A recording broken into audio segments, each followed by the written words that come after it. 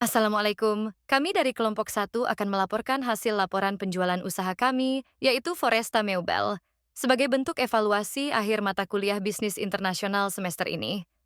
Sebelum itu, perkenalkan anggota kelompok kami, yaitu ada Maulida Putri Nabi Ilah, lalu Afik Miftahur Rahma, dan terakhir Melvina Ika Putri Daniati.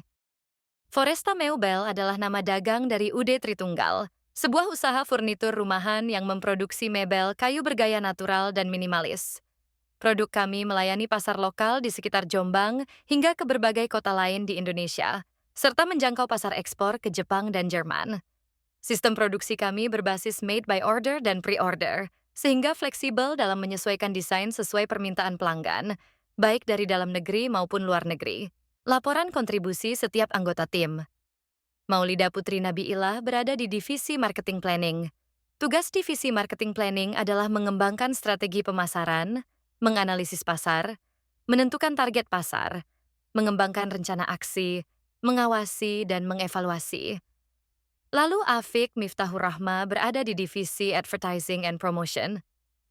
Tugas Divisi Advertising and Promotion adalah mengembangkan kampanye iklan, mengatur anggaran iklan, mengembangkan strategi promosi, mengelola event marketing, mengelola media iklan.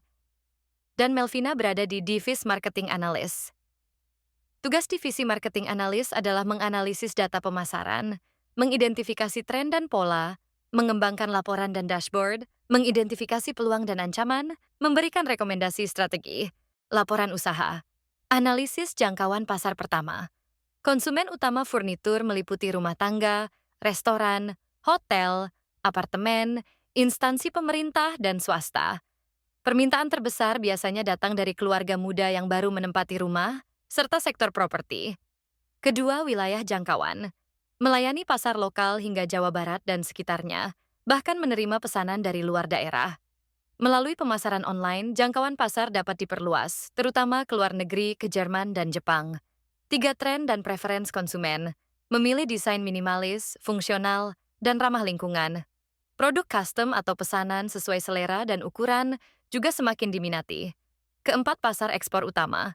Jepang dan Jerman termasuk dalam negara tujuan utama ekspor produk furnitur Indonesia. Berdasarkan data terbaru, Jepang menyumbang sekitar 6,04% pangsa pasar ekspor furnitur Indonesia, sedangkan Jerman memiliki pangsa pasar sekitar 3,73% dari total ekspor furnitur Indonesia ke pasar global. Nilai dan tren ekspor kelima. Ekspor furnitur Indonesia ke Jepang dan Jerman terus menunjukkan peluang yang baik, didukung oleh permintaan pasar yang stabil dan minat konsumen terhadap produk furnitur Indonesia yang mengusung desain menarik dan bahan baku alami. 6, strategi memperluas jangkauan pasar. Pemanfaatan teknologi pemasaran digital dan peningkatan kapasitas produksi juga mendukung ekspansi pasar furnitur Indonesia ke Jepang, Jerman, dan negara-negara lain di Eropa dan Asia. 7, media promosi dan penjualan. 1. Instagram 2, TikTok 3, Facebook 4, Shopee 5, Alibaba. Selanjutnya laporan keuangan, kami mengevaluasi secara lengkap omzet penjualan, harga pokok produksi atau HPP bahan baku, HPP tenaga kerja dan operasional, HPP laba kotor dan biaya lainnya, dan juga HPP laba bersih seperti yang kami perlihatkan. Dengan catatan tambahan, sistem produksi campuran, made by order, pre-order, dan ready stock mempengaruhi cash flow dan stok. Skala saat ini mampu memproduksi sekitar 145 unit per bulan. Target naik menjadi 150 unit stabil. Potensi kenaikan omzet hingga 30 sampai 40 juta rupiah per bulan jika ekspansi berhasil. Selanjutnya, kami juga memberikan rincian kapasitas produksi seperti tabel tersebut. Detail rincian kapasitas produksi. 1. Jumlah tenaga kerja, 5 orang, mitra produksi di Jombang. Jumlah alat kerja aktif, 3 unit, milik sendiri, seperti mesin potong, bor, dan amplas listrik. 3. Lokasi produksi. Wringin Pitu, Mojowarno, Jombang. 4. Waktu produksi per batch, sekitar 1 minggu untuk 5-7 produk, tergantung jenisnya. Pengemasan kelima, plastik bubble wrap, styrofoam, karton box, silika gel, triplek, sistem QC, quality control. Pengecekan manual ukuran, finishing, dan kekuatan sebelum dikemas, evaluasi dan rencana ke depannya. 1. Produksi.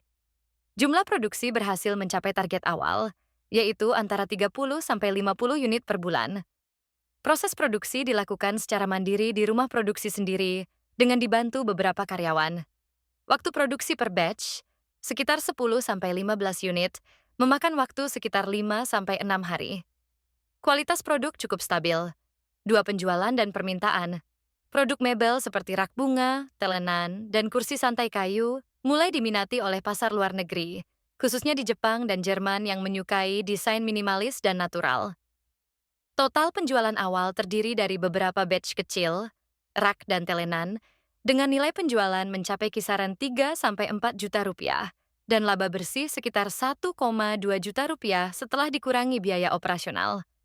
3 distribusi dan pengiriman. Pengiriman menggunakan DHL EMS efektif namun relatif mahal untuk jumlah kecil.